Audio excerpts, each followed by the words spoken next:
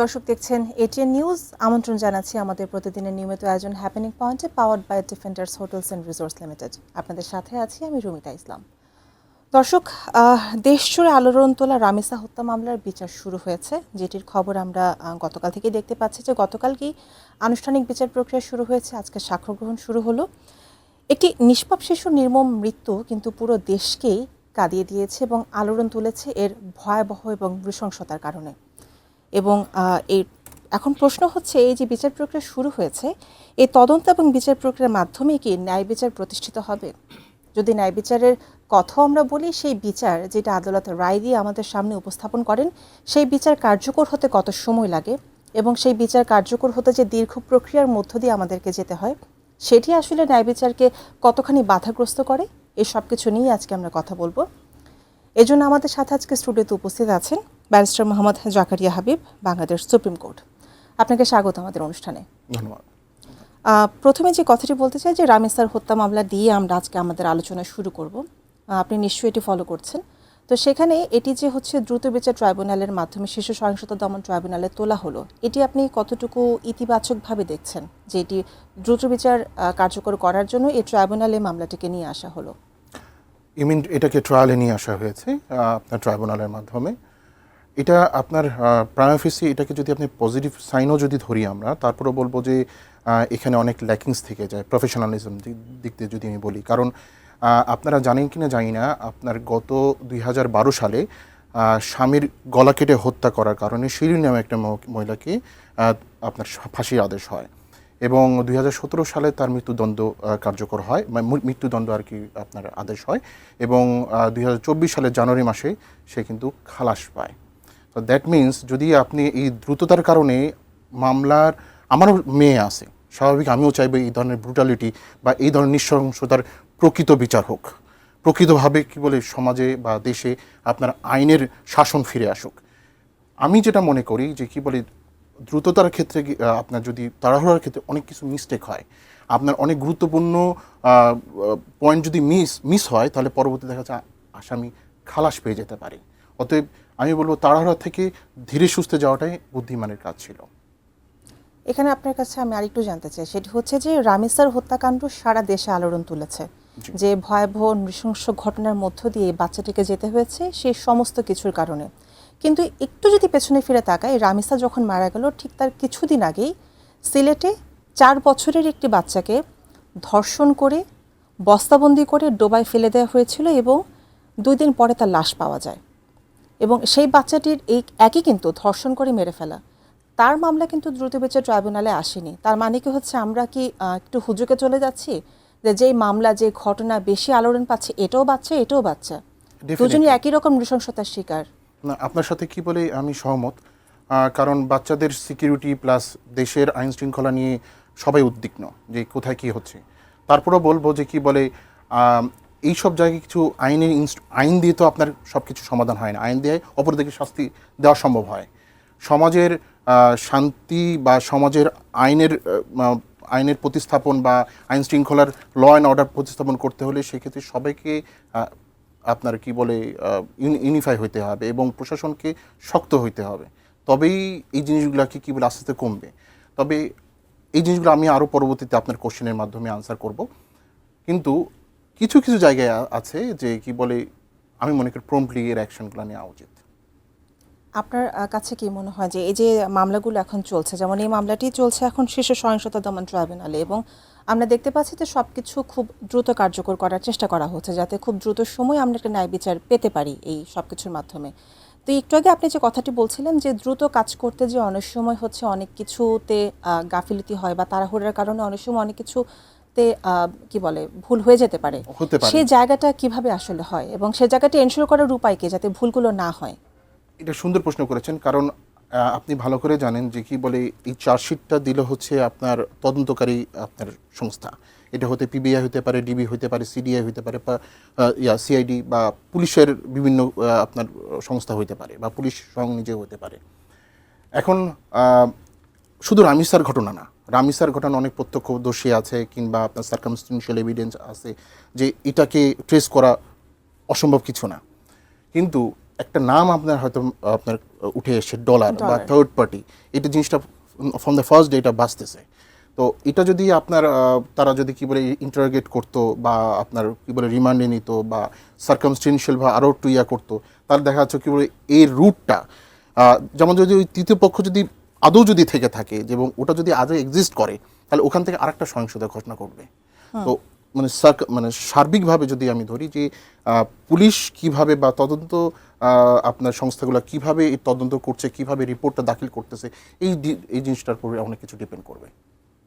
আচ্ছা, এই সমস্ত মামলা ঘটনাগুলো যেগুলো খুবই সেন্সিটিভভাবে হচ্ছে সারা দেশের সামনে চলে আসে, এখানে হচ্ছে জনমতের যে একটা চাপ থাকে, তদন্তকারী সংস্থা যারা আছে এবং আইন আদালতের সাথে যে জায়গাগুলো জড়িয়ে আছে, সেখানে জনগণের যে একটা প্রত্যাশা থাকে, সেই চাপটা আসলে এই বিচারকে কিভাবে প্রভাবিত করে? পেশাদারির দিক থেকে বিচারকরা এই ধরনের কোনো চাপ অনুভব করে না, কারণ এটা হচ্ছে তাদের ডিউটি এবং রেসপন্সিবিলিটির মধ্যেই পড়ে। কারণ তাদের পেশাদারিত্ব এবং অভিজ্ঞতা দিক থেকেই তারা বিচারটাকে পরিচালনা করে। যেমন ধরেন এই রামিসার যে ট্রাইব্যুনাল শুরু হয়েছে গতকাল থেকে, চার্জ ফ্রেম থেকে শুরু করে আজকে এ পর্যন্ত 17টা সাক্ষীর মধ্যে 10টা সাক্ষী মানে আপনার কমপ্লিট হয়েছে। আফটার লাঞ্চ হয়তো আরও কিছু হবে বা হয়তো আশা করছি আগামী এক সপ্তাহের মধ্যে হয়তো রায় পর্যন্ত আমরা পেয়ে যাব। কিন্তু এটাই এখানে শেষ নয়, এর মানে এর পরবর্তী আরও কিছু ব্যারিয়ার আছে। এই ব্যারিয়ারগুলো ওভারকাম করে আসতে অনেক সময় লাগে। আপনি খুব ভালো একটা জায়গা ধরেছেন। এখানে আমার একটু জানার আগ্রহ আছে যে রামিসা থেকে একটু পেছনে ফিরে যদি তাকাই, আসিয়ার কথা, যে ঘটনাও খুব আলোড়ন তুলেছিল দেশে এবং বাচ্চাটি খুব নৃশংসতার শিকার হয়ে হাসপাতালে অনেকদিন থেকে তারপরে কিন্তু মারা যায়। তো আসিয়ার ঘটনার প্রধান যে আসামি হিটু শেখ, তার কিন্তু মৃত্যুদণ্ডও কিন্তু দেওয়া হয়েছে। হিটু শেখ কিন্তু এখনও জেলে। তো এই যে 1 বছরের বেশি হয়ে যাচ্ছে আসিয়ার যে ধর্ষণ মামলায় যে প্রধান আসামি, সে মৃত্যুদণ্ডের আদেশপ্রাপ্ত হয়ে এখনও জেলে। শুধু হিটু শেখের কথা যদি বাদও দেই, এর আগেও কিন্তু অনেক আসামি আছে যারা ধর্ষণ মামলায় মৃত্যুদণ্ডের আদেশপ্রাপ্ত হয়েছেন, তারা এখনও জেলে আছেন। তো এই যে রায় হলো, কিন্তু রায় হওয়ার পর রায় কার্যকর হওয়া পর্যন্ত যে এই যে জায়গাটা, এই যে দীর্ঘসূত্রিতা, এই জায়গাটা নিয়ে যদি একটু বলেন। এখানে সুন্দর একটা টুইস্ট আছে, সেটা হচ্ছে আমাদের ট্রাইব্যুনাল বা আপনার বিচারের কার্যক্রম দেখা যাচ্ছে কি বলে আপনার শেষ হয়ে যায় এবং রায়ের আদেশও দিয়ে দেয়। আর মৃত্যুদণ্ডের ক্ষেত্রে মৃত্যুদণ্ড হওয়ার পরে আমাদের 1898 সালের একটা আপনার মানে আইন আছে, আপনার ফৌজদারি কার্যবিধির আপনার 374 ধারা অনুযায়ী এটার ক্ষেত্রে দেখা যাচ্ছে একটা মহামান্য হাইকোর্টের একটা অনুমোদন নিতে হয়। এটা আপনার আমাদের নারী শিশুর যে কি আপনার এখানে আইনেও বলা আছে যে এটা কতদিনের মধ্যে আপনার এটা অনুমোদন নিতে হবে বা অনুমোদনের জন্য কতদিনের জন্য পাঠাতে হবে। যেমন এটা 3 থেকে 7 দিনের মধ্যে একদিনেই আপনার ডকুমেন্ট এটা চলে যায়, কিন্তু দেখা যাচ্ছে কি বলে এটা একটা অনুমোদনের জন্য আপনার সুপ্রিম কোর্টে হাইকোর্টে পাঠানো হয়। এটাকে বলে ডেথ রেফারেন্স। এই ডেথ রেফারেন্স শুনতেই আপনার মানে হাইকোর্টের সময় লাগে হচ্ছে প্রায় 8 থেকে 10 বছর। ধরেন এখন বর্তমানে 2026 চলতেছে, এই ডেথ রেফারেন্সের যদি লেটেস্ট এখন কোর্ট যদি শুনতেছে সেটা হচ্ছে 2018 সালের। তো এইখানে একটা আমরা মানে ব্যাক ডেটের একটা আইনের একটা ব্যারিয়ারের মধ্যে আছি। শুধু তাই না, এটা ধরেন অনেক মামলা জট আছে। এটাকে ছাড়ানোর জন্য মানে মহামান্য হাইকোর্টকে এফিশিয়েন্ট হইতে হবে, আরও আপনার আরও বিচারপতি নিয়োগ দিতে হবে, প্লাস হচ্ছে মডার্নাইজ করতে হবে। জাজদের দোষ এখানে আমি মনে করি না নাই। আপনার যে জিনিসটা হচ্ছে সিস্টেমটা আপনার এখনও আপনার রিভার্স ওয়েতেই চলতেছে, যার কারণে দেখা যাচ্ছে কি বলে অনেক ধরনের ব্যারিয়ার আমরা সম্মুখীন হচ্ছি। আমরা এই আলোচনাতে থাকবো কারণ এখানে আরও অনেক কিছু জানার আছে এবং আরও অনেক প্রশ্ন আসলে পরিষ্কার করার ব্যাপার আছে, কিন্তু একটা বিরতির সময় হয়েছে। দর্শক, হ্যাপেনিং পয়েন্টে এই মুহূর্তে একটা বিরতির সময় হয়েছে। ফিরে এসে আলোচনা দিয়ে থাকবো, সাথেই থাকুন।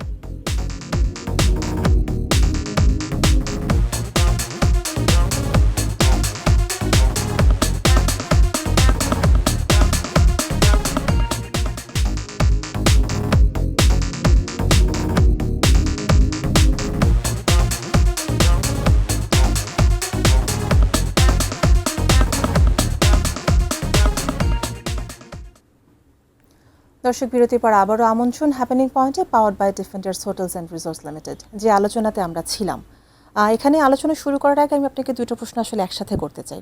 সেটা হচ্ছে এই যে সব সেন্সিটিভ মামলার রায় যেগুলো রায় দেওয়ার পর রায় কার্যকর হতে দীর্ঘ সময় কেন লেগে যায়, যেটি আলোচনাতে ছিলাম আমরা। সাথে আরেকটা জিনিস করতে চাই যে রায় কার্যকর হওয়ার পরে আপিল, আরও অন্যান্য যেসব আইনি প্রক্রিয়া আছে যেগুলো তো আসলে অনেক সময় লেগে যায়, সেই জায়গাটাকে কমানোর কোনো সুযোগ আছে কি না? খুব ইন্টারেস্টিং একটা কোশ্চেন। সেটা হচ্ছে আপনার প্রথম প্রশ্নের আগে উত্তরটা দিয়ে নিই। সেটা হচ্ছে যে কি বলে, এই যে ডেথ রেফারেন্সের কথা বললাম, এই ডেথ রেফারেন্সটা শুনতে দেখা যাচ্ছে 8 থেকে 10 বছর লাগে আপনার আপনার ইন জেনারেলি। আর ইন দ্য মিন টাইম সে 30 দিনের মধ্যে আপিল করতে পারবে আপনার জেলারের মাধ্যমে, দ্যাটস কল জেল আপিল। এটাও আপনার কি বলে সেকশন 420 সিআরপিসির মাধ্যমে আছে। এবং যখন আপিল করবে, আপিল শুনানির সময় কিন্তু রায়টা স্থগিত হয়ে যাবে। এটাও কিন্তু আপনার ওই সিআরপিসিতে বলা আছে 426 ধারায় যে এটা স্থগিত হয়ে যাবে। দ্যাট মিনস একে তো আপনার আপনার ডেথ রেফারেন্সের শুনানি, দ্বিতীয় হচ্ছে আপিলের শুনানি। ধরেন কোন সব কিছু ক্ষেত্রে ডিসপোজাল হয়ে গেল, আপনার কি বলে খারিজ হয়ে গেল। আপিল করার পরে, আপিল আপনার খারিজ হওয়ার পরে সে আবার লিভ টু আপিল করতে পারবে আপিলের ডিভিশনে। লিভ টু আপিলে ধরেন ওইখানেও খারিজ হলো, এটা সার্টিন টাইম তো লাগবে আপিলের ডিভিশনে যেতে। দেন আপিল, লিভ টু আপিলেও ধরেন খারিজ হয়ে গেল, এরপর রিভিউ করতে পারবো উইদিন 15 ডেজের মধ্যে। আপনি বা চিন্তা করেন ইন জেনারেলে কত দূর পর্যন্ত যেতে পারে। রিভিউ ধরেন খারিজ হলো, রিভিউ খারিজ করার পরে আপনার জেল কোড অনুযায়ী মহামান্য রাষ্ট্রপতির কাছে সে প্রাণ ভিক্ষা চাইতে পারে। প্রাণ ভিক্ষা চাওয়ার পরে ধরেন ওটা নাকচ হলো, এটা আবার আপনার বিচারিক আদালতে আসবে এবং বিচারিক আদালত থেকে তার একটা ডেথ ওয়ারেন্ট আপনার জেলারের কাছে যাবে। It is a long process. এখন যদি বলেন যে কি বলে এই জায়গাটা কিভাবে আপনি মিনিমাইজ করবেন, এক্ষেত্রে যেটা করা যেতে পারে সেটা হচ্ছে, যেমন এই যে স্পেশাল ট্রাইব্যুনাল বা দ্রুত বিচার ট্রাইব্যুনাল অথবা নারী শিশু ট্রাইব্যুনাল, নারী শিশু ট্রাইব্যুনাল এখনও 1.5 লাখের উপরে আপনার মামলা পেন্ডিং আছে। They are trying to resolve, but still they are struggling because of আপনি দেখা যাচ্ছে কি বলে বিচারকের স্বল্পতা, আপনার বিচারিক আপনার মানে লজিস্টিকের স্বল্পতা, বা আপনার মডার্নাইজেশন নাই, বা আপনার যে তদন্তগুলো আসতেছে সে ঠিকভাবে কমিউনিকেট হচ্ছে না, ভেরিয়াস কাইন্ড অফ থিং। এইরকম একটা আপনার এরকম যে ট্রাইব্যুনাল করেছে, এরকম স্পেশাল বেঞ্চ কয়েকটা আপনার হাইকোর্টে থাকবে, মামলা হাইকোর্টে থাকবে, এবং হাইকোর্টেই এই জিনিসগুলো দ্রুততার সাথে নিষ্পত্তি হবে। এরকম মানে ইন জেনারেল ওয়েতে না, এই সব নারী শিশু থেকে মার্ডার, বাচ্চা, মানে এই ধর সেন্সিটিভ ইস্যুস যেগুলো আছে সেগুলো ওইভাবে যদি ডিসপোজাল হয়, এবং খুব স্বল্প সময় বলতে ধরেন 30 ডেজ বা 60 ডেজের মধ্যে এটা ডিসপোজাল, যদি আপিলও হয়, আপিলটাও যেন হয় খুব দ্রুততার সাথে এটা হয়ে দেন এটা কার্যকর হয়।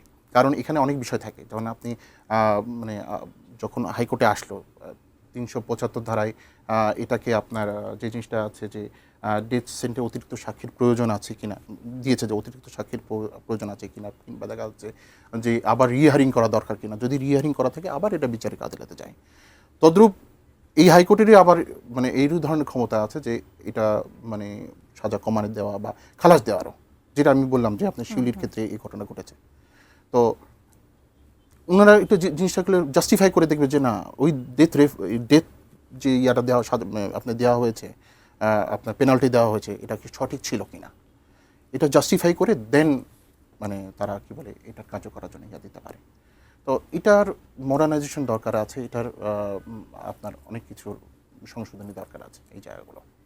এই জায়গাটা আপনাকে আরেকটা জিনিস আমি একটু জানতে চাই, যে কোনো দেশের আইনের শাসন প্রতিষ্ঠার একটা প্রধান উদ্দেশ্য থাকে হচ্ছে যে কোনো অপরাধ করার আগে মানুষের মনে যাতে একটু ভয় কাজ করে যে এই অপরাধ করে আমি কখনো পার পেয়ে যাব না, এবং মানুষ যারা আছে যে অপরাধের শিকার হচ্ছে সে যাতে জানে যে আমি ন্যায় বিচার পাবো, প্রকৃতি বিচার পাবো।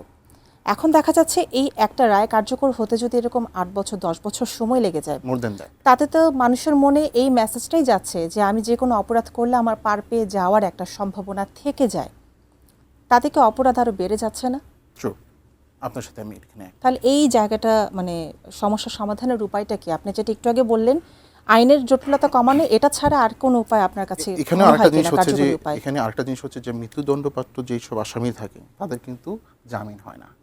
যাবজ্জীবন হলেও দেখা যায় অনেক ক্ষেত্রে অনেক স্পেশাল গ্রাউন্ডে দেখা যায় জামিন হচ্ছে, কিন্তু যারা ডেথ পেনাল্টি পেয়েছে তাদের ক্ষেত্রে সহজে কিন্তু জামিন থাকে না, তারা ওই কনডেন্সালেই আপনার কি বলে থাকে। এই ক্ষেত্রে দেখা যাচ্ছে কি বলে আইনের প্রতি হতাশা চলে আসে, যারা বিচার প্রার্থী তারাও দেখা যাচ্ছে হতাশ হচ্ছে। এই জায়গাটা বললাম যে কিছু জায়গায় একটু অ্যামেন্ড করতে হবে, কিছু জায়গায় চেঞ্জ আনতে হবে, কিছু লজিস্টিক্যালি করতে, যাতে দ্রুততার সাথে এটা নিষ্পত্তি হয়ে আমরাও চাই যে এই রামিসার এই হত্যার বিচার অনুসারে যেন একটা রিমার্কেবল একটা ল্যান্ডমার্ক তৈরি হয়, যে কি বলে না একটা উদাহরণ হিসেবে থাকে যে না এই ঘটনা ঘটেছে এবং দ্রুততার সাথে এটা বিচার হয়েছে। এবং এখানেও কিন্তু একটা ধোঁয়াশার ব্যাপার আছে। ধোঁয়াশার ব্যাপারটা হচ্ছে যে আমরা কিন্তু সাধারণ জনগণ যারা আছি তাদের কাছে এই বার্তাটা যাচ্ছে যে ফাঁসি হয়েছে হয়তো এই মামলায়, কিন্তু ফাঁসি হওয়ার পরে আমরা খুশি হয়ে যাই যে ফাঁসির রায় হয়েছে, কিন্তু রায়টা যে আসলে কার্যকর হলো না বা হতে কতদিন লাগছে বা কেন লাগছে, এই জায়গাগুলো কিন্তু সাধারণ মানুষের কাছে খুব একটা পরিষ্কার না। ট্রু। যেমন একটা ডিএনএ টেস্টের রেজাল্ট আসতে মানে স্ট্যান্ডার্ড টাইম 2 মাস সময় লাগে। এখন লয়াররা বলছে যে ডিএনএ টেস্ট লাগবে বা লাগবে। এখন কথা ধরেন আমরা চাচ্ছি না যে কি বলে আসামি কোনোভাবে এটা স্কেপ পাক। যদি ডিএনএ টেস্ট ছাড়াই যদি কি বলে রায় হয়ে যায়, দেখা যায় 10 বছর পরে যে এই আসামি বের হয়ে একটা খালাস পায়, তখন কেমনটা লাগবে? অতএব আইনের প্রত্যেকটা এলিমেন্ট প্রপারভাবে আপনার ইউটিলাইজ করেই আইনটাকে সম্পন্ন করা উচিত এবং এটা দ্রুততার সাথেই হওয়া উচিত। এবার যদি হচ্ছে আইনের জায়গাটা ছেড়ে আমরা আমাদের সমাজের দিকে একটু তাকাই, যে মানে গত কয়েক বছর ধরে বা আরও আগের কথাও যদি বলি, এখন বিষয়টি বেশি প্রকাশ্যে এসেছে যে শিশু পর্নোগ্রাফি এবং শিশুদেরকে সেক্সুয়ালাইজ করা, তাদেরকে অবজেক্টিফাই করা, এবং সেগুলো ওপেন প্ল্যাটফর্মে, টেলিগ্রাম সহ বিভিন্ন সোশ্যাল মিডিয়া প্ল্যাটফর্ম যেগুলো আছে সেখানে এই শিশু পর্নোগ্রাফি অনেক বেড়ে গেছে। এখানে কি ধরনের রেগুলেশন আপনার খুব দ্রুততার সাথে এখন বাস্তবায়ন করা উচিত? কারণ রিসেন্ট সময়ে কিন্তু শিশু সহিংসতার হার অত্যাধিক হারে বেড়ে গেছে। ট্রু। আমাদের বাবা মার সাথে সাথে মানে বিআরটিসি বা সরকার সাথে বাবা মাকে সচেতন হতে হবে। জানেন, প্যারেন্টাল কন্ট্রোলের মাধ্যমে বাচ্চাদেরকে কি বলে এই ফেসবুক, ইউটিউব, টিকটক এটাকে স্টপ করতে হবে। আপনারা দেখবেন সোশ্যাল মিডিয়াতে এখন বাচ্চাদের অ্যাক্টিভিটি অনেক বেশি। এটা দেখে দেখা যাচ্ছে কি বলে অ্যাকচুয়ালি আমাদের ধর্মীয় শিক্ষা বা সামাজিক শিক্ষা বা অন্যান্য যে শিক্ষাটার মোরালিটি অনেকটা হ্রাস পেয়েছে। এটা আমাদের উচিত এটাকে আবার রিস্টোর করা, রিডিফাইন করা, ফ্যামিলি বন্ডিং তৈরি করা এবং ফ্যামিলির সবাই মিলে এটাকে কি বলে খেয়াল রাখে। এবং এটা ইজ নট এ মানে fast process, it's a very slow process. এবং আফটার 10 ইয়ার্স বা 20 ইয়ার্স এটা হয়তো একটা রিফ্লেকশন দেখতে পাবো। বাইরের দেশেও আছে, বাইরের দেশে এই ধরনের ঘটনা ঘটছে, কিন্তু দে আর ট্রাইং টু রিজলভ। আর বাচ্চারা যদি এই ধরনের অপহরণ হয় বা দেখা যাচ্ছে হচ্ছে, প্রশাসনিক বিভিন্নভাবে চেষ্টা করছে যে কি বলে এটাকে রিজলভ করা, বিভিন্ন বিজ্ঞাপনের মাধ্যমে, বিলবোর্ডের মাধ্যমে। যখন একটা দুর্ঘটনা বা একটা ইনসিডেন্ট হলো, সাথে সাথে মানে আপনার সব জায়গাতে কি বলে আপনার এটা ফ্ল্যাশ করে জিনিসটাকে উদ্ধার করা। এইভাবে আপাতত কি এইভাবে রিজলভ করা ছাড়া আর কোনো বুদ্ধি আমরা মনে হয় দেখি না। আচ্ছা, এইখানে যেটা আছে যে শিশুদের নিরাপত্তা নিশ্চিত করার জন্য যদি এরকম হতো যে একটা তো হচ্ছে যে হত্যা মামলা হলো, সেরকম কোনো কাজে গেল, কিন্তু যদি এরকম হয় যে কোনো অ্যাবিউজের শিকার হলো বা কেউ কোনো বাজে কমেন্ট করলো কোনো বাচ্চাকে, সেটা সোশ্যাল প্ল্যাটফর্মে হতে পারে যে কোনো জায়গায়, সেখানে যে বাজে কমেন্ট যে করলো, নেগেটিভ কমেন্ট যে করলো বাচ্চাকে সেক্সুয়ালাইজ করে বা হচ্ছে গিয়ে বাজে ইঙ্গিত করে, সেখানে কোনো এক্সাম্পল ক্রিয়েট করার কোনো ব্যবস্থা আছে কি না? অবশ্যই সোশ্যাল প্ল্যাটফর্মে যদি কোনো বাচ্চাকে বুলি করা হয়, বাচ্চাকে বাজেভাবে কোনো কথা বলা হয়, সেটার জন্য শাস্তি আছে, মানে ছোট পর্যায়ে একদম রুট লেভেল থেকে। আপনি সাথে সাথে ওটা স্ক্রিনশট দিয়ে থানাতে একটা কি বলে দিয়ে দেন, সেটা বাস্তব প্রয়োগ কি হয় কি না সেটা নিয়ে কথা বলছি। এটা কি বলে আমরা হয়তো চিন্তা করি যে কি বলে পসিবল না, বাট মানে ইমিডিয়েট যদি আমরা এরকম ডেসপারেট থাকি, যেমন রামিসার ঘটনার বিষয়ে দেখা যাচ্ছে সবাই ডেসপারেট, এভরি সিঙ্গেল ওয়ান।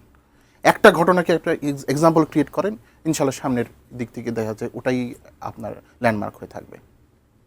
অবশ্যই আমরা আশা করব যে আপনি যে আশার কথাগুলো বললেন এবং যে সমাধানের জায়গাগুলো আমাদের সামনে তুলে ধরলেন, আমরা ভবিষ্যতে হয়তো এর কোনো প্রতিফলন আমাদের বিচার ব্যবস্থা দেখতে পারবো, এবং আমরা আশা করব যে সামনে যাতে এরকম কোনো ঘটনা নিয়ে আমাদেরকে আস্তে আস্তে এরকম করে আলোচনা করতে না হয়। আপনাকে অসংখ্য ধন্যবাদ আমাদের সাথে আজকে আলোচনায় যুক্ত হওয়ার জন্য। ধন্যবাদ আপনাকে।